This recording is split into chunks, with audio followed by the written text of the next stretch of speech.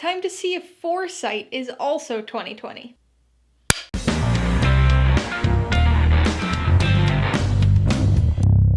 Hey everybody, welcome to Mainly Movies. Today's the last day of 2019, so that means we're going to be looking ahead to next year. That's right, today we're going to be talking about my 20 most anticipated movies of 2020. If you're new here, please consider subscribing for a variety of movie-related content like reviews, rank lists, and trailer reactions. With more than 800 movies coming out every year, it can be a bit overwhelming to decide what you want to see. And as much as we'd all like to see as many movies as possible, we've got to narrow it down at some point. So here are my 20 most anticipated movies of 2020.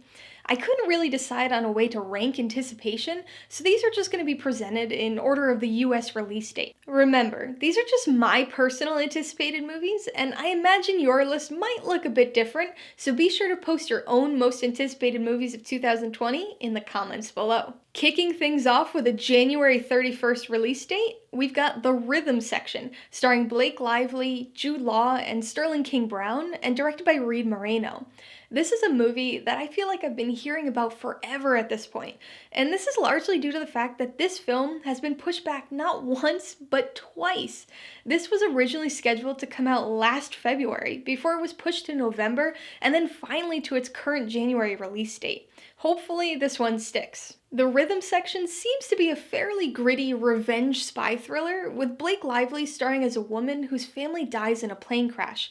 The crash was no accident though, so the film follows her as she uncovers the truth and exacts revenge on those responsible. There's a trailer out for this one, and it seems very action intensive with that realistic feel we get from unglamorized spy movies like the Bourne trilogy.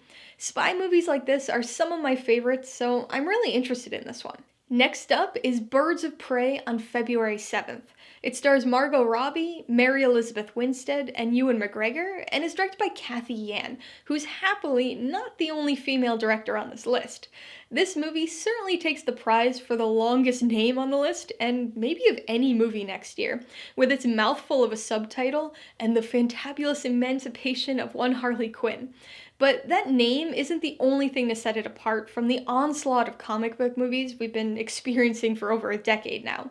It's also the first R-rated film in the DCEU, which is pretty significant because the handful of R-rated comic book movies we've had have all set themselves apart from their related cinematic universes, up till now. Birds of Prey appears to loosely follow the story of the Birds of Prey all-female superhero team from DC Comics, but adds in and heavily emphasizes Harley Quinn. This is the version of Harley Quinn that we were introduced to back in Suicide Squad, and it seems like it's gonna expand on her character during a post-Joker breakup time period.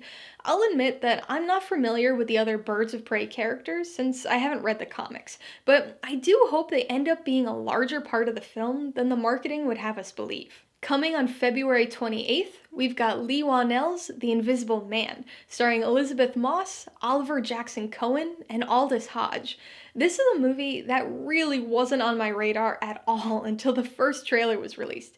I knew an Invisible Man remake/reboot was planned as part of the now defunct Universal Dark Universe series, but I never had high hopes for it. The original 1933 Invisible Man movie is probably my favorite of the Universal monster movies, and the Invisible Man as a character is definitely my favorite of Universal's monsters. So that degree of personal connection to the original definitely had me skeptical about this one, but I really loved the trailer, and I think they're taking the story in an interesting direction with a lot of potential. Rather than a classic monster movie style, this looks like it's much more in a psychological thriller vein, featuring a jealous scientist exacting revenge on his ex-girlfriend. I'm a fan of Whannell's other horror work on things like Saw and Insidious, and this looks really good, so I hope it ends up being a good birthday present for me. Providing the only March release on this list is A Quiet Place Part 2, which is scheduled to come out on March 20th. It serves as the sequel to 2018's A Quiet Place and is once again directed by John Krasinski and stars Emily Blunt, Millicent Simmons, and Noah Jupe. That first movie was such a creative and tense horror thriller, and I have high hopes that the sequel will be able to deliver on that too. I'm really curious to see where the story goes, given the ending of the first film, and I'm hoping for some more awesome sound design. The official trailer is actually gonna drop tomorrow, so we'll have our first real look at this one soon. Tune in tomorrow for that trailer reaction. Next up is No Time to Die, directed by Cary Fukunaga and releasing on April 8th. It stars Daniel Craig, Rami Malek, and Léa Seydoux, and is the 25th Bond film in the Eon-produced franchise. This is the 5th time we've had Daniel Craig in the 00 role, and there's a pretty good chance this might be the last time he returns as Bond. We've thought the same before though, so who knows. This time, Bond seems to be dealing with a unique scenario, coming back from retirement only to find that he's been replaced. Spectre wasn't exactly my favorite Bond film, but I'm happy to see a continuation of some of the story arcs it left behind. The trailer for this was very impressive, and the action looks like it might rival some of the best we've seen in the Craig era of the franchise. In addition to looking like an entertaining movie, No Time to Die is also giving me the opportunity to undertake my most ambitious video series yet. I'm going to be revisiting and reviewing all of the Bond movies leading up to this film's release. Look out for my review of Dr. No to kick off the series in a few weeks. The other April release on this list is Scott Cooper's Antlers, coming on April 17th. Or at least hopefully coming on April 17th. It seems like it's going to be getting a pretty limited initial run, so I might not get it for a while up here in Maine. I imagine I'll have to be making the several-hour trip to the closest independent theater to catch this one, but I have a feeling it'll be worth it. Antlers is a supernatural horror film starring Kerry Russell, Jesse Plemons, and Jeremy T. Thomas, and seems really unique. There's a trailer out for this one already, but it doesn't give away much of anything. Certainly not the story, and barely the premise. But what that esoteric trailer does offer is compelling enough to get me interested, and the knowledge that Guillermo del Toro is producing it is enough to get me fully on board. Kicking off May on the 1st of the month is a movie that I'm sure is on a lot of people's anticipated lists, Black Widow. Directed by Kate Shortland and starring Scarlett Johansson, David Harbour, Florence Pugh, and Rachel Weisz, it's going to be the 24th movie in the MCU. We're going back a bit in time, though, to the pre-Endgame world. In fact, this movie's set after the events of Captain America's Civil War, and seems like it may include flashback sequences to serve as a prequel of sorts for the Black Widow character. I'll admit, I wasn't too excited for this movie when it was first announced. I do really like the character, but it seemed a little too late for a solo Black Widow movie, especially after the events of Endgame. But that first trailer totally sold me. It has some of the classic MCU elements you'd expect, but it also feels like its own thing, with a great action spy thriller feel that gave me both Bourne and Bond vibes. I still wish we had gotten a Black Widow solo film back in Phase 2, but I'm glad we're actually getting one. Better late than never, I guess. With a May 15th release date comes The Woman in the Window. Directed by Joe Wright and starring Amy Adams, Gary Oldman, and Anthony Mackie, this is yet another film on this list I thought would never come. Much like the rhythm section, this is a movie that got pushed back significantly from its original October 2019 release date, and I'm hoping it doesn't get pushed again. Despite the postponement, this seems like a really interesting mystery thriller along the lines of Hitchcock's Rear Window. Amy Adams stars as our lead, a woman suffering from agoraphobia who hasn't left her apartment in a very long time. After witnessing something suspicious happen in the apartment across the street, she gets wrapped up in a dangerous mystery, made all the more harrowing by her inability to leave her apartment. Rounding out May on the 22nd is Fast and Furious 9. It's once again directed by Justin Lin, who's directed 4 of the 8 films up to this point, and stars the franchise regulars including Vin Diesel, Michelle Rodriguez, and Tyrese Gibson. This franchise has extended into ridiculous absurdity at this point, but I'd be lying if I said I didn't find these movies entertaining. There's gonna be 10 films in the main franchise, and I've been along for the ride this long, so I'm really curious to see where they go with the story and the characters. We don't have a lot of information about this one yet, or even the actual title, but we're gonna be getting the first trailer on January 31st, and I would bet that we're gonna see some cars driving really, really fast. Be on the lookout for a trailer reaction from me at the end of the month.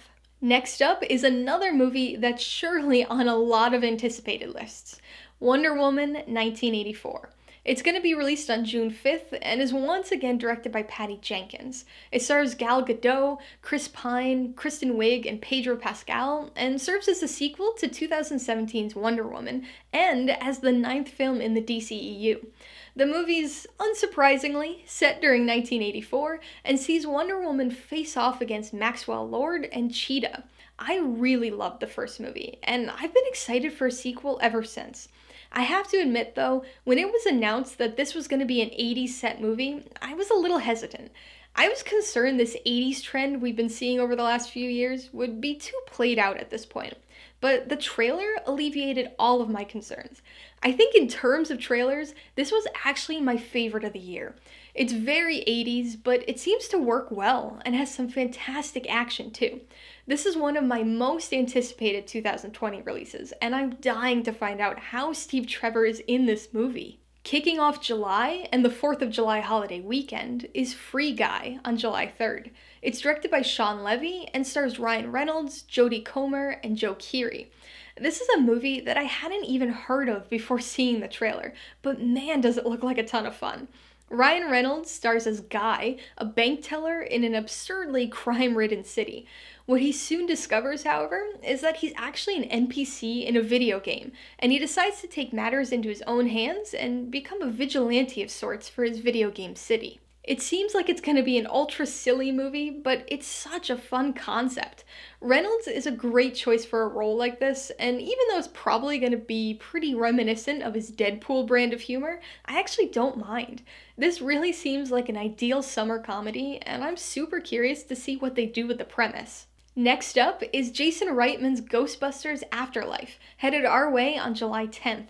This serves as the follow-up to Ghostbusters 2 and stars McKenna Grace, Finn Wolfhard, and Paul Rudd, along with several returning characters from the original films. In this movie, two kids discover an unexpected connection to the long-disbanded Ghostbusters and take up the mantle to help protect their town from a ghostly threat. After the lackluster 2016 reboot, I think a lot of people had cooled on the idea of more Ghostbusters movies, myself included. So I wasn't really looking forward to this movie until that first trailer, which surprised the hell out of me. It seems like a solid way to continue the story while connecting directly back to the first two films, and looks to have a promising tonal balance, with the comedy you'd expect, but also more of the horror and thrills that were absent in the original movies. Next up is Tenet, which is arguably my most anticipated movie of 2020. It's set to be released on July 17th and is directed by Christopher Nolan and stars John David Washington, Robert Pattinson, and Elizabeth Debicki. This is another one of those movies where, despite having a trailer, I really don't have a good sense of what this film is actually about. Luckily, that doesn't stop me from being extremely intrigued by it. While the plot's unclear, Tenet seems to be a high-concept spy thriller with very interesting time travel elements. I absolutely love Nolan's movies, especially his high-concept ones, and this looks like it has hints of some of my favorites of his, like Inception and Memento. I'm really excited to see what this one's actually about, and I can't wait to have my mind blown by it. Coming August 14th is James Wan's *Malignant*, starring Annabelle Wallis, Jake Abel, and George Young. There's really not a whole lot of information out on this one yet, but it seems like it's going to be a horror mystery thriller, and perhaps even a superhero horror film. I really enjoyed this year's superhero horror, Brightburn, so I'd definitely be up for another movie along the same genre lines. Even if it doesn't end up being a superhero horror movie, I still really enjoy mystery thrillers. Plus, it's helmed by James Wan, who brought us some great horror franchises like Saw, Insidious, and The Conjuring, so I think this has a lot of promise. Next is Matthew Vaughn's The King's Man, which is set to hit theaters on September 18th. This movie serves as a prequel to the Kingsman series and stars Ralph Fiennes, Harris Dickinson, and Gemma Arterton. Like a few other films on this list, The King's Man has been a long time coming. It was originally supposed to come out this November, but it got pushed to February of 2019 before being pushed another 7 months to its current September release date. Hopefully, they stay with that date and don't push it for a third time. In spite of the delays, I'm pretty excited for this one. I really enjoyed the first Kingsman movie, and although the sequel was a bit of a step down, I thought it was still fairly enjoyable too. This third film is a period piece set in the early 1900s and tells the story of the formation of the Kingsman organization that's central to this franchise. The characters may be new, but Vaughn's style appears to remain intact, and this seems like it's going to be another great and bloody action comedy. Set to release on September 25th is Edgar Wright's latest film, Last Night in Soho, starring Thomasin McKenzie, Anya Taylor-Joy, and Matt Smith. There's no trailer for this one yet, and really not a whole lot of information available on it at all, but that doesn't prevent it from making its way onto this list. Why? This is a psychological horror film directed by Edgar Wright. That's why. I love the style of his movies, especially the editing and how he blends the story and soundtrack together. And his last foray into horror with 2004's Shaun of the Dead is my all-time favorite movie. So yeah, I'm pretty excited for this one. Making our way to October's first entry in this list, we've got BIOS. Directed by Miguel Sapochnik and starring Tom Hanks and Caleb Landry Jones, BIOS is supposed to be released on October 2nd. Since we're getting so far into 2020 at this point, this is another movie without a whole lot of information yet, but the basic premise sounds pretty unique to me. It's a futuristic sci-fi drama in which Tom Hanks is the ailing last man on Earth. He designs an android to keep himself company and to take care of his dog after he's gone. Tom Hanks, a robot, and a dog? I'm sold. Next up is Death on the Nile, directed by Kenneth Branagh and coming on October 9th. This serves as the sequel to the 2017 remake of Murder on the Orient Express, and once again stars Branagh as the eccentric detective Hercule Poirot. Much like Murder on the Orient Express, this film is based on an Agatha Christie mystery novel and features a large ensemble cast including Tom Bateman, Annette Bening, Gal Gadot, and many more. I know the 2017 movie wasn't super well received, but I actually enjoyed it, so I'm looking forward to another Branagh-helmed Poirot mystery. Coming on December 18th is Craig Brewer's Coming to America. That's Coming to America with a number 2, and serves as the very delayed sequel to the 1988 comedy classic Coming to America. This sequel sees the return of a lot of original cast members like Eddie Murphy, Arsenio Hall, James Earl Jones, Shari Headley, and John Amos, but also features some new people like Jermaine Fowler and Wesley Snipes too. The original Coming to America is one of my absolute favorite movies, so while I've got extremely tempered expectations for the sequel, I'm still really curious to see what they end up doing with the story. Hopefully, it makes me feel like breakdancing rather than making me think of Akeem. Hopefully, somebody gets at least one of those references. And my 20th anticipated movie of 2020 is The Tomorrow War, scheduled for release on Christmas Day. It's directed by Chris McKay and stars Chris Pratt, J.K. Simmons, and Yvonne Strahovski. We're nearly a full year out from this movie still, so details are pretty sketchy, but it definitely seems like it has an interesting premise. It's a sci-fi action war movie set during a futuristic war against aliens. In an attempt to turn the tide in our favor, scientists devise a way to somehow draft soldiers from past wars to fight against the aliens in the future. It sounds like this might have some cool time travel elements, but I really don't know, so I'm extremely curious to see what they do with this premise. So there you have it, 20 for 2020, my 20 most anticipated movies of 2020. These are just my personal picks based on the information available now, and I'm sure my own list might alter a bit over the next few months, but I'd love to hear what movies you're most looking forward to in the new year, so be sure to let me know in the comments below. As we move into 2020, I'll be watching and reviewing the movies I mentioned here, so be sure to stop back periodically for those reviews. But first, make sure you check out my 2019 and 2010s decade recap videos. I still have a few more 2019 movies I need to catch up on, but in mid-January, I'll be releasing a video ranking my top films of 2019, as well as a ranking video of my top films of the decade. Can't wait to see you guys in the new year. Alright, so if you got some enjoyment, insider information out of this anticipation list, I'd appreciate it if you'd hit that like button. And if you haven't done so already, please hit subscribe while you're at it to see more videos like this, as well as movie reviews. Till next time, this has been Alyssa with Mainly Movies, the way life should be.